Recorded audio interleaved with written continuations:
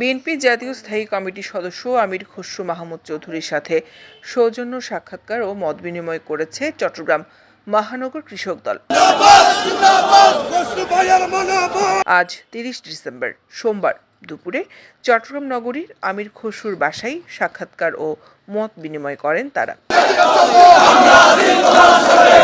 দৈনিক আজাদীর সাথে একান্ত সাক্ষাৎকারে আমির খসরু মাহমুদ চৌধুরী বলেন, নেতাকর্মীদের মনে নির্বাচনী হাওয়া লেগেছে, তাদের মধ্যে আনন্দ উদ্দীপনা কাজ করছে, নির্বাচনে আর অপেক্ষা নয়। নেতাকর্মী জনগণ সকলে মধ্যে উৎসাহ জেগেছে, ভোটের হাওয়া লেগেছে, নির্বাচনের হাওয়া লেগেছে। বাংলাদেশের মানুষ আবার নির্বাচন করে তাদের ভোট দিতে চায়, তাদের নির্বাচিত প্রতিনিধি সংসদে সরকারে দেখতে চায়, যারা তাদের কাছে জবাবদিহি থাকবে, দায়বদ্ধ থাকবে।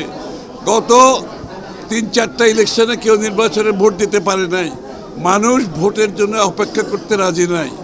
যত তাড়াতাড়ি সম্ভব তাদের ভোটের মাধ্যমে তারা তাদের প্রতিনিধি নির্বাচিত করতে চায়। দলীয় হাইকমান্ডের নির্দেশনা অনুযায়ী যে কোনো কঠিন সময়ে দলের পাশে থাকার আশা প্রকাশ করেন মহানগর কৃষক দল সাধারণ সম্পাদক সাবের আহমেদ তাজেন।